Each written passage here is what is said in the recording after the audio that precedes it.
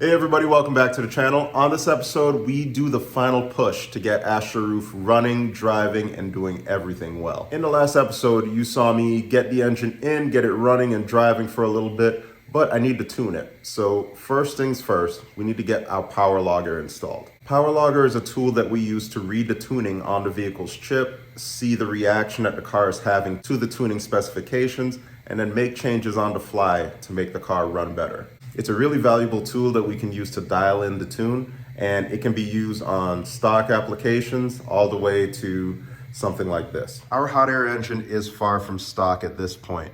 It has the upgraded downpipe, up pipe and headers, upgraded turbo, TA33C, 204, 214 cam, and that's just for go fast parts. We have a lot of 87 upgrades to make it more reliable and make parts easier to find.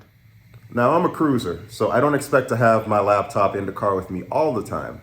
But once things are dialed in, I can rely on my Scanmaster to give me all the pertinent information that I want. And with this Powerlogger upgrade, you get even more information piped into your Scanmaster. More on that a little bit later. But let's jump into the installation video. All right, so here are some of the things you'll need to install your Powerlogger.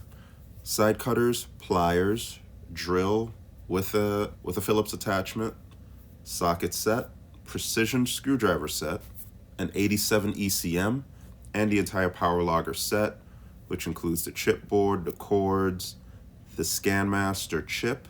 The Scanmaster is not included, but I highly recommend you get one, and of course the instruction manual. Let's get into it. So first off, there's a protective cover that you need a 1/4 inch socket to remove. I already got mine removed, so I have access to my chips, but you'll need that out of the way as you start to remove these T20 screws. There's several all around the casing, so I just take my precision screwdriver set and get them loose. After that, you can push off and remove the case cover. Looking at this edge, we need to break that off because that's where the Powerlogger is going to stick out from. So you take your pliers, you bend it until it breaks, and then you have this really clean edge. But the edge is sharp, so we need to take some electrical tape, drape it over there, make sure that you don't get cut. But I'm gonna use some rubbing alcohol on it first, get everything nice and clean, then pop it on. All right, here comes the fun part. We have to remove the 2 chips that make the ECU from the rest of the metal case. Be careful, but you can just pry it apart from here because we removed those screws earlier. Now there are 9 1/4 inch screws that we need to remove, 5 on one side, 4 on the other. And once we get those out of the way, we can separate the metal holding brackets from the 2 chips. We need to get that out of the way so we can unfold the chip and have access to this connection. From factory, these chips have a protective coating on them, and we need to be able to remove the coating but preserve the electrical connections because the Powerlogger snaps into place. So I'm taking my rubbing alcohol here. You can use Goof Off or anything like that, but just lightly douse it and let it sit on there for about a minute or so and come back with a plastic scraper. You'll start to see the coating remove after that. Now make sure you repeat that process a couple of times on each side. It's very important that you get the front and back side of that connection. Otherwise, your Powerlogger is not going to communicate. If you run into issues with communication, this is likely where the problem happened. Here's an up-close view of what you can expect. You don't need to take off that side, but I did anyway. Now we're finally ready for installation. Take a look. You see how it has terminals on both sides? That's why we needed to clean them. And it's supposed to slide in just like that. So make sure everything lines up. It's a really snug fit. So you're not doing anything wrong, but just be careful. Make sure you don't break anything. I usually flip it over so I can see it go in and guide it in perfectly. There it is. Now there's this plastic pin on the other side. This really helps lock in both of those chips together and make sure that your Powerlogger doesn't get jostled around. So remove that old one. Take the screw head that's on the Powerlogger, unscrew that, sandwich those 2 chips back together, and then screw that pin back in. That way you have the right spacing and everything just flows together after that. Now from there, we can reinstall these metal brackets and get everything back together. Now I use the Powerlogger for information on tuning, but you still need some run-of-the-mill information that our gauges just don't give. So that's why I use the Scanmaster. Now, there's a lot of new features that having the Powerlogger unlocks for you, but you have to upgrade this chip. My Scanmaster came with version 2.1. This chip is 2.2, and there's a couple of Phillips head screws that you need to remove, but after that, it's basically just pry out the old chip, pry in the new chip, and you'll be good to go. A couple of words of caution here. The pins that are on this chip are really fine and they can bend really easily. So what I do is I take my precision tool set with a flathead attachment and I just pry up real gingerly on each side until it separates. I had one bent pin, so I just fixed that real easily. And I put it to the side, replaced it with that 2.2 chip, and all was good. There's a notch on this chip that you need to make sure it goes right into the same orientation that your old one went into. Besides that, you can't mess it up. That's the notch right there. Just push firmly, and then you can reinstall everything back the way it came. All right, so let's hop into the car and finish off this Powerlogger installation. All right, so a few things you will need to complete the installation. Some extra wire, your I/O connection block, your updated Scanmaster, and here is the I/O interface cable. You'll use this to connect to the Powerlogger that's in the PC, the other end going to your I/O block. Most people mount this I/O block inside the glove box on the inside of it. So let's pop that out.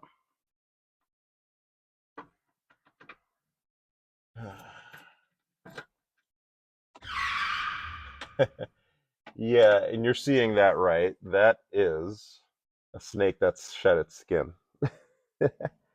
I noticed that years ago, and I still haven't brought myself to taking it out of the car, so no time like the present, right?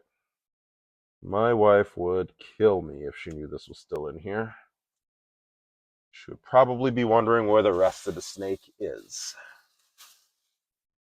Well, baby, it's long gone. You got to pull in this tab that's right here, and that way it'll allow you to flip it all the way down.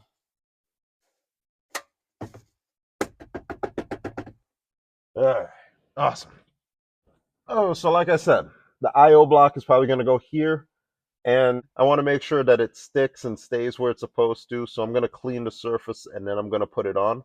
But that's going to be the final step. I'm going to hook up all my wires first, and then I'm going to come back and stick it down, just so that I'm not having to thumb around and move it afterwards. So let's break down this I/O block. Number one, connection one is for the wideband, and I have my AEM UGO unit here that goes from 0 to 5 volts, so that's going to go in there. I have a digital dash car, so I'm going to have to run a new map sensor and use the signal wire and put it into slot number 2. And then slot number 7 is for my Scanmaster.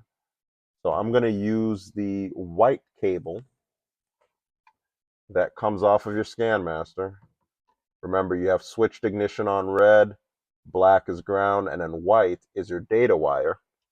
White usually goes to your ALDL, like your OBD port. But instead of going there, you're going to move that white cable over here. And that way you get wideband, you get all of the additional information that you wouldn't have gotten normally, because now you're tapping into the Powerlogger. There's additional connections here for inputs, but we're not going to use that. We don't have a fuel pressure transducer. We don't have a exhaust gas temp sensor, things of that nature. So no need to go into more detail on the rest of that stuff. And then, as mentioned earlier, man, do you all remember S-Video cables? I'm really telling my age here. But if you take a look at that, that's what this basically looks like. And you'll just plug it right in here, and that will be going to your Powerlogger. So It isn't exactly an S video, but it looks like it's close. And the connection is really snug. It took a lot of force to plug that in, so make sure you plug this in before you stick it. And then you're going to have to brace this wire so that the weight of it doesn't pull this block right off of the plastic, because it probably will, especially with time. Anyway, let's start off with the wideband. Everybody's wideband choices are different. I have an AEM, you may have a Innovate, and there's several others on the market. The big thing is you're looking for 4 wires that are coming off of those sensors: power, ground, analog output, and serial digital output. And what we're tying into is analog output. It's basically a 0 to 5 volt analog signal that lets us know where the wideband is reading, whether it's rich or lean. That's going to go into port 1. On my AEM unit, it's the white wire. And I've gotten that ready, so we can tie right into that. Next up would be the MAP sensor. So lucky for you analog gauge guys, you have access to a MAP sensor that's already installed from factory. Us digital dash guys don't have that same luck. There's a Hobbs switch for us digital dash guys, and that's how we see the boost on the dashboard. So in my case, I'm going to have to run 3 new wires for power, ground, and signal to power this MAP sensor, and then use the signal to pop into position number 2 on my Powerlogger. The great part is, instead of going to the TPS, which is what most people recommend in the Turbo Buick forum, I'm going right to the ECM. That way, my wire run is all on the passenger side, and it goes right over the passenger side wheel arch down into a hole that I've already made for my wideband. And I can just use that same grommet, pull those wires through, hook up power and ground from the ECM, put signal right to the IO block, and then I'm done. I don't have to traipse along the engine and mess up the wire routing that's already existing. It's a really clean look. If you have a similar setup, you should strongly consider it. Unfortunately, even though we have the plug next to the Hobbs switch, none of it is powered. Power, ground, and ignition, it's not connected on it. So you can't just plug in a sensor and expect to be up and running. But I've made it easy enough that you can follow along. So let's take a look at the ECM, and I can show you how I wired it. Splicing wires at your ECM is not for the faint of heart, so I understand if you don't want to go this route. I'm really good with electrical. It's actually one of my favorite aspects of a vehicle. So I'm comfortable performing military splices on wires, especially when it's inside the cabin and out of the way of moisture, dirt, debris, and all of that other good stuff. Razor makes a really good kit if you want to stick to the TPS sensor harness, but everything is right here, so why not? This dark blue wire supplies the 5 volts power that goes to the TPS. This black wire supplies the ground that goes to the TPS and other sensors. So just right there, we have 2 out of our 3 wires for our MAP sensor. The third wire is what's generated off of that. So it's going to be an input to the IO block and route right into the glove box where we have our block. That way it's nice and clean. I've already run the wire, so I'll just cut off the excess, make my military splices right into these connections, and then I'll be done. One thing that I like to do is, after I make the braid that is the military splice, I'll cover it with electrical tape, and in some cases I'll even put a zip tie over it to secure the connection. I don't like to use solder because vehicles move, solder doesn't. I like flexibility in my life, and if you do your military splice right, you'll have a solid connection that will outlast the vehicle. My vacuum tubing is coming from the main block. I have it spliced here so I can take advantage of the Hobbs switch and the MAP sensor.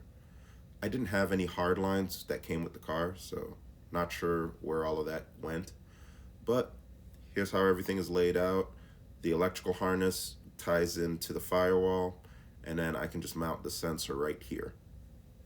So back in the car, this gray wire is connected to my wideband, so that's going to go in position 1. The red wire is the Scanmaster's data wire, so that's going to go into position 7.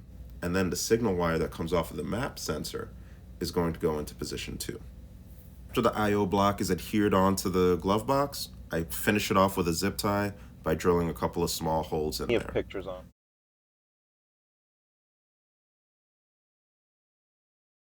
Okay, so this is how my install looks. I don't have any of the plastic handy, otherwise I would show you how to cut. And as soon as you plug in your Scanmaster, even with ignition off, you're going to see PL pop up on this side of the screen, letting you know that everything goes well. And then when I turn the key on for the first time, I expect to see 2.2 come on.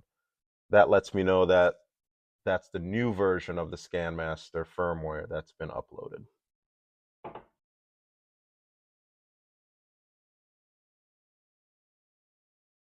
Let's see if it takes.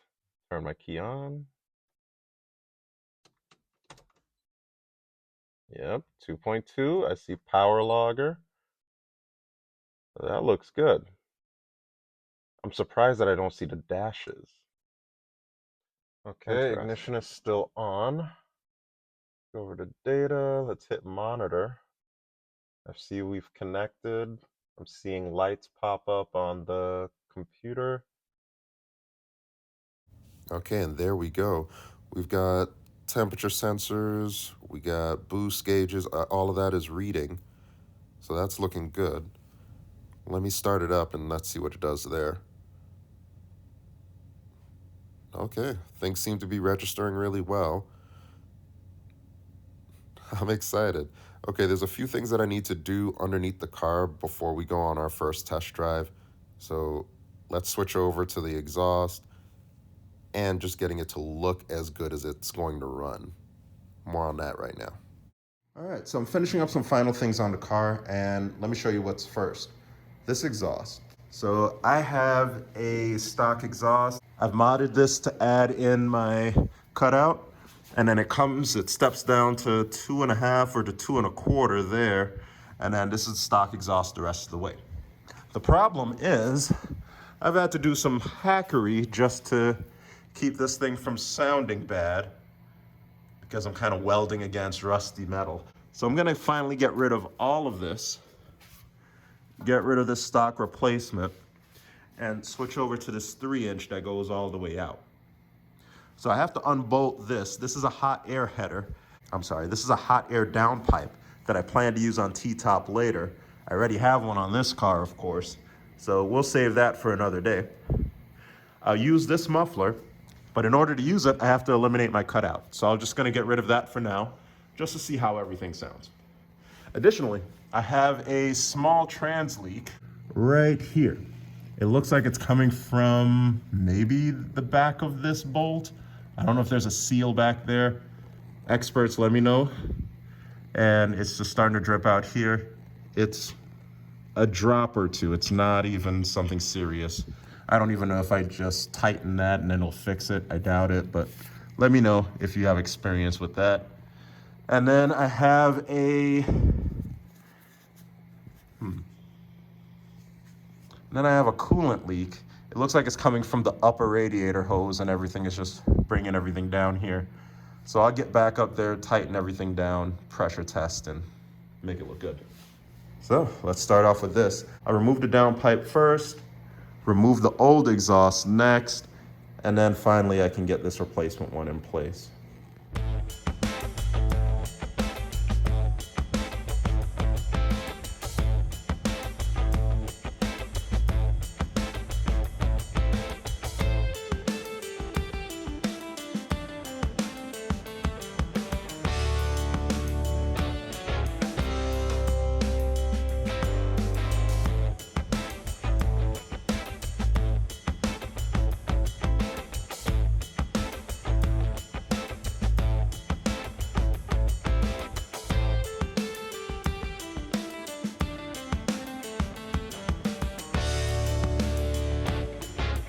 So I got my replacement one. I'm about to put it up, but I'm having some issues. So there's an indentation here that it barely fits over.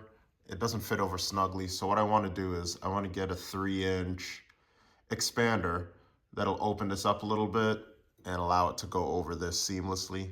That way we can fit everything up. I won't need to add another coupler. If that doesn't work, then of course I'll just add the coupler. But just knowing that this came off of a downpipe and it fit well everywhere, it makes me not want to add in additional pipe anywhere, because then that's going to mess up the mounting points of this and the other one further down. So while I wait on that to come in, I'm going to switch over to the rear end, and there's been a binding sound that I've been hearing. We're on the driver's side rear of the car right now, and I was telling you I was hearing a little bit of a binding sound before. Whenever I reverse or going forward, especially at low speed, I would hear, mechanical binding is probably the best way to put it. So right now, I've got the car in neutral, got this wheel jacked up. Let me rotate it so you can hear what I'm hearing.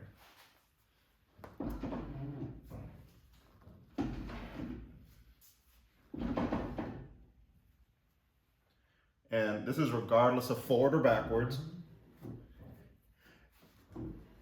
It's just a lot tougher than it should be.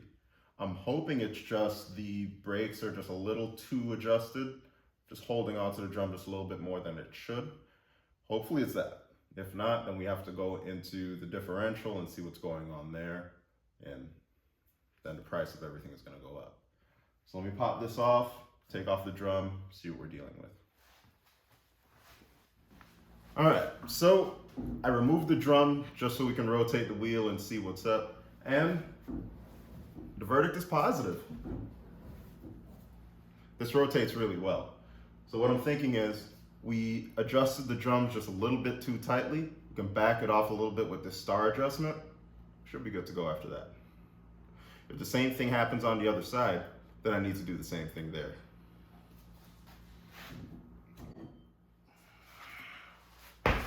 Change of plans. I decided to spruce up this drum a little bit, so I got that painting. And while that dries, I'm curious to see how dead this Bilstein shock is. So I'm replacing it with a pair of AC Delcos. I got everything from Rock Auto. It even comes with the hardware, so it's nice and complete. We'll go ahead and loosen those two. They look like 14 millimeters. And then there's one more bolt right in here, and that should remove everything from this section.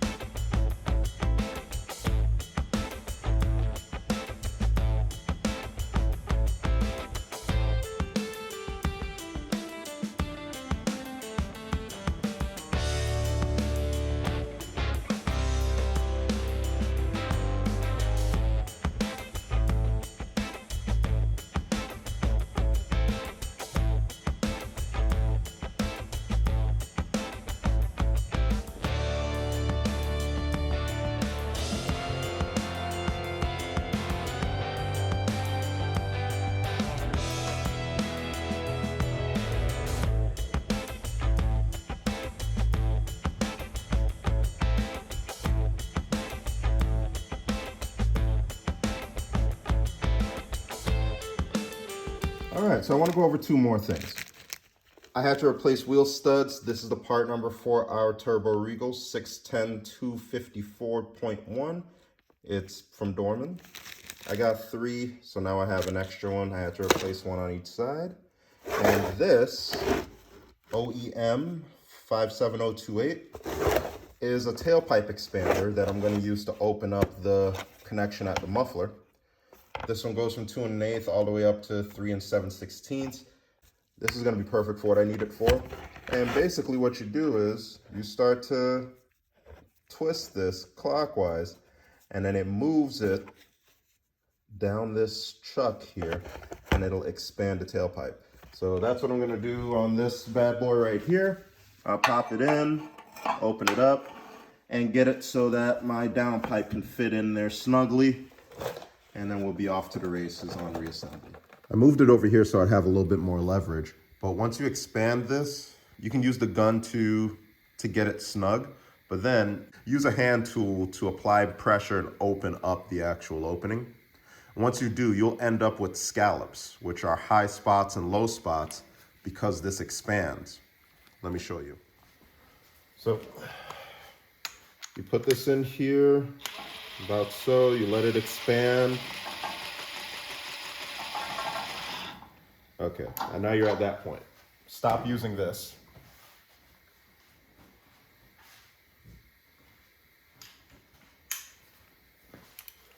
Switch over to this and use this to open it up. As you can see, there's going to be contact points, and then there's going to be points that are not being contacted. Once you open this up more, you'll have to rotate this by removing the pressure and rotating the tool right there. This is an area that wasn't contacted with the previous opening. So now, apply more force there and open everything up so it's going to be at the same level. That way you end up with a rounded, smooth opening that's ready for reinstallation. Thankfully that worked. So we got everything locked in here. I was able to reuse this exhaust connection point and then added a new one right here so that we can get this. Now, I'm not exactly thrilled that it ends right here.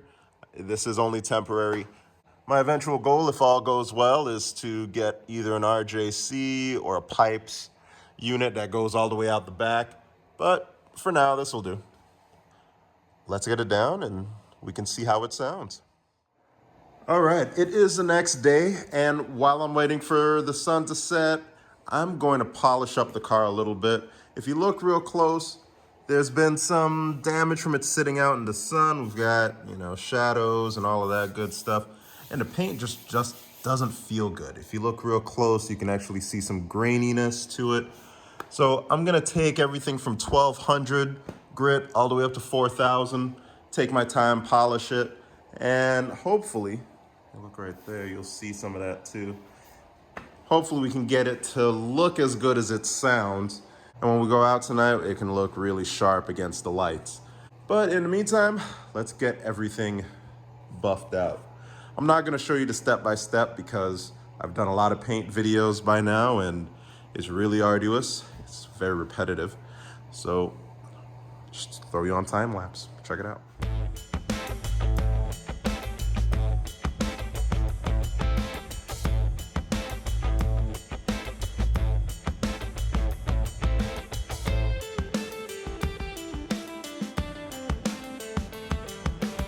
It's amazing the amount of progress that I've made so far. This half of the car is in 4000 grit, and if you look real close, there's some light hazing, but we're starting to see the shine come out. We're starting to see the flatness. No more orange peel. That's my goal. There are sections of the car that will require a repaint, like this driver's side quarter panel. There's some bubbles in the paint, like around where the lead was, so I'm thinking that it had a reaction with body filler that was there. So we'll just have to redo that. Also, this is the same panel that my old windshield guy scratched the paint on. And then there was also some reaction on the hood. There's some bubbling right here in this crease. I can sand and try to get some of that smooth, but I don't want to go through the paint. So I'm just going to err on the side of caution, just get it to look good, and then we can get it to look great at a later point. The goal of this is not to make perfection happen. I just want it to look as good as it sounds and be proud of it while I'm driving down the street. So halfway there.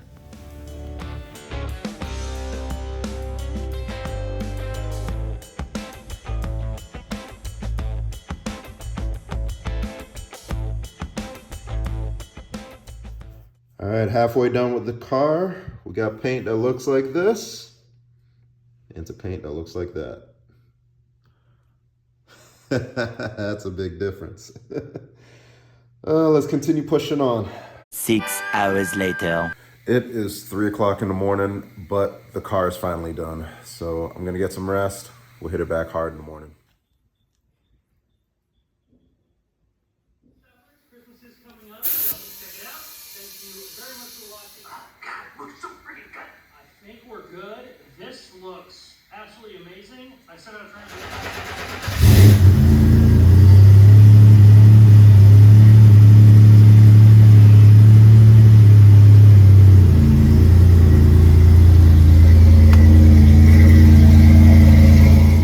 All right, so here is the new look of Astroroof. I had to switch out the tires because the old ones just look way too rough to be trusting on the roads. These are 20 by 8 or 20 by 8.5. If they were 18s, they would be perfect for me, but the jury's still out. I may keep them, I may not. So let me know in the comments what you think. Ultimately, it's only so I can put some more miles on it and shake it down. So let's get behind the wheel. All right, we're on the road. Things are looking good so far.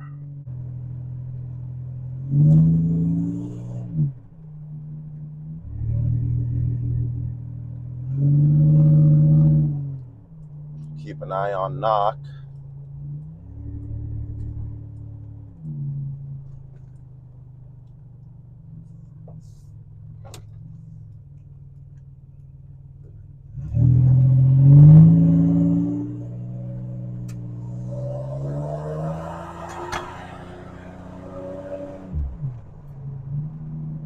Okay.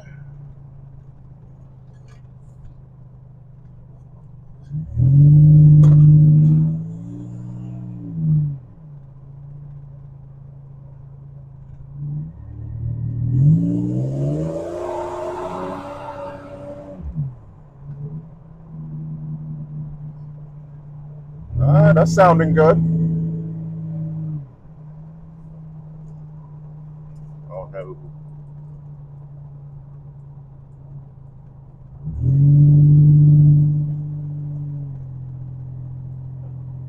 Let's see.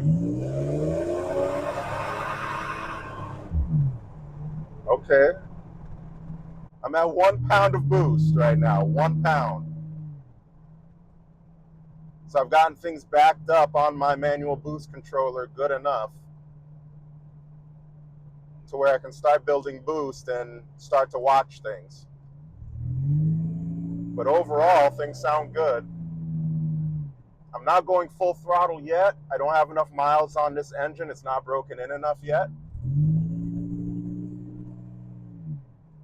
So I'll add boost, but I won't go full throttle until the time is right.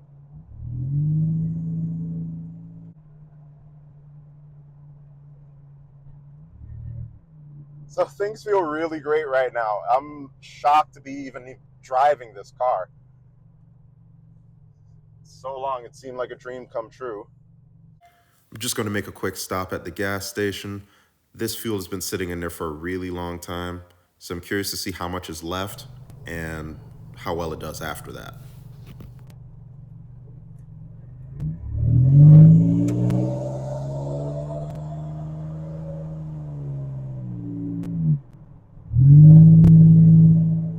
All right, so that was its first shakedown, and it did really well. I didn't notice anything abnormal going on. Once it got into closed loop, it ran much, much better than open loop. I was able to get gas and get back here without issue. It's a really, really nice run, and I'm excited to put more miles on it. So there's not much else to update you on this. I'm just going to continue to mess around with the boost control settings, turn up the boost a little bit, but I'm going to put on at least 500 to 750 miles before I start to do full throttle accelerations and just feel out everything. Next up for the channel, I plan to start tackling the Jetta, the Charger, and one of the other Grand Nationals. So take a look for those videos to come. As always, thanks for liking, sharing, and subscribing. Talk to you in the next episode.